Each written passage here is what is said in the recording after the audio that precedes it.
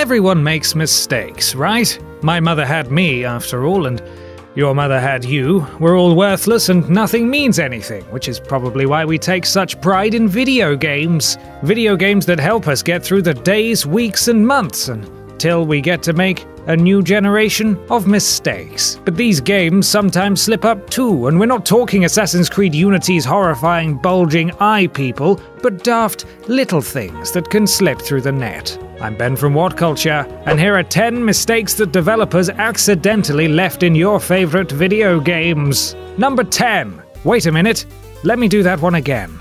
The Elder Scrolls 4: Oblivion. As featured in our voice acting fails list, this infamous cock-up sees a flubbed line accidentally included in Bethesda's RPG Behemoth. Thousands of lines eventually made it in successfully, albeit from what seems like one of 3 voice actors, but this still managed to sneak its way in. I heard that thieves broke into the Arcane University, the Imperial Legion compound, and the temple all on the same night. Wait a minute, let me do that one again. I heard that thieves broke into the Arcane University, the Imperial Legion compound, and the temple all on the same night. It's not just that there's a mess up there, it's that they've included the qualifier for wanting to do it again, and then the second attempt too. Incredible. Number 9. Headless CJ. GTA San Andreas. Oh, Jesus Christ, what the f*** is that? Storytime, kids. So in 2004's GTA San Andreas, there was local co-op, and if player 2 were to pick up a katana and, like a well-adjusted boy, attack the host player, decapitating CJ's head in the process, it would end the multiplayer session. Fair enough. But that wasn't the end of it, as poor old CJ would remain headless, with blood spurting endlessly from his new stumpy neck. It would remain like this forever. Seriously, do not save if you do this. Patches weren't around, and no matter how buff, tattooed, or well-clothed your CJ was, he would, unfortunately, remain the most uncontrollable ketchup dispenser the world has ever seen. Number 8. The Rocket Jump.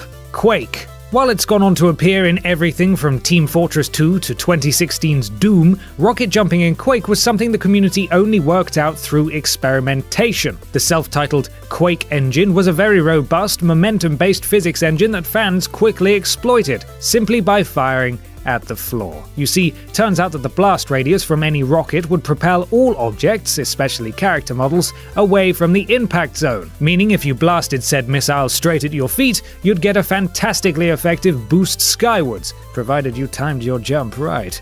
Number 7. Slender Watson. Sherlock Holmes. Nemesis. Viewer beware. You're in for a scare, etc. So in this game you play as Sherlock Holmes, and in an effort to really nail the whole Holmes and Watson are inseparable, but in a totally hetero way, bro, as you move around, Watson will stick close by. However, instead of, animating him so he walks around after you, as soon as he's out of your field of vision, the terrifying bastard will teleport to a new location. It's actually utterly horrifying, like a mixture of Slender Man and those horrid weeping angels from Doctor Who. Number 6. I feel asleep. Metal Gear. Localization issues are fun, aren't they? It doesn't happen so much nowadays, but back in the time of the MSX, translation errors between Japanese games and their eventual English releases have left a treasure trove of mistakes in many a classic title. Case in point, the original Metal Gear. As the archaic console couldn't handle the firefights that Kojima's mental brain wanted to conjure, you had to sneak past some guards instead. Cue the classic line, I feel asleep. That, might mean he's assaulting people while they're sleeping, so, keep an eye on him. Number 5. The out-of-map glitch. Call of Duty 4 Modern Warfare. I used to do this kind of thing all the time in COD 4, also known as the best COD game ever, and I will fight you if you disagree. In the mission Charlie Don't Surf, leaping from various objects allowed you to land on invisible walls, shimmy your way around to another area, and then leap to freedom, allowing you to experience bland floors, bland walls, and even bland docks. Oh, hang on. Why is there a forklift out there? And barrels, and an ocean with waves. Considering nobody was ever meant to see this stuff, that either means it was a previously playable area that was cut out, or Infinity Ward really went above and beyond. Also, in the 2016 remake, there's a safety sign on the roof of a building you could previously fall through when attempting this glitch. Number 4. Bethesda forgetting to add physics to a paintbrush. The Elder Scrolls 4 Oblivion. Well, what do you know, it's Oblivion again! Besides the earlier voice acting muck-up, we've also got floating paintbrushes. Yes, these little beauties weren't going to be held back by anything as foolish as gravity, and so, when dropped, these arty f***ers will float in place, allowing the player to jump on top of them and build a staircase to heaven. Or, just leap over the Citadel wall into a bland, untextured courtyard. Worth it? Number 3. This guy are sick. Final Fantasy VII. Another translation error now, and who could forget the compassion that the delicate ancient survivor Aerith showed to an unwell man in the Midgar slums in an early section of the game. This guy are sick, she says, a tear rolling down her cheek. What a lovely, compassionate woman.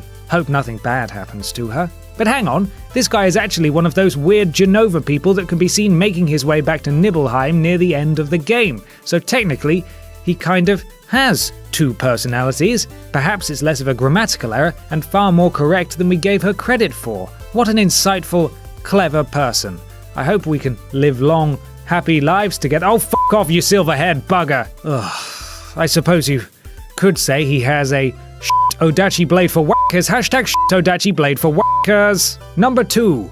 I am Error. Zelda 2, The Adventure of Link. And here's another translation error. I am Error, he yells at you. Aren't we all, mate? Link chuckles, inwardly despairing at the fruitlessness of his quest and life. Eventually cleared up to some extent, it turns out that this character's name actually was Error, but rumors still persist that he was supposed to be called Errol. Either way, who knows? The thing that annoyed me most is that they're clearly wasting space in that speech box. Error could definitely fit on that line with I am. It doesn't matter. Number 1.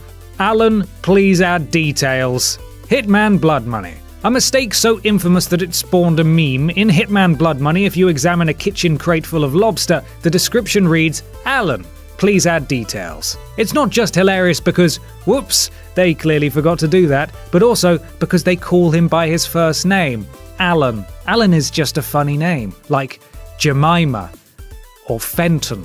Since this error arose, they've actually paid tribute to it in Hitman Absolution, where the phrase, Alan, please add more details appears if 47 scores 666 at a gun range. Plus, in the HD remake, it was further referenced with the phrase, any details yet? Alan. The internet has since concluded that our hero's full name may well be Alan Merrill, and we can only speculate what other things he's neglected to do.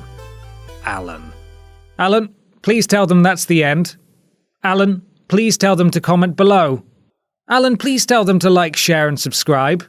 Alan, please tell them to follow me on Twitter. Alan, please thank them for watching. Alan.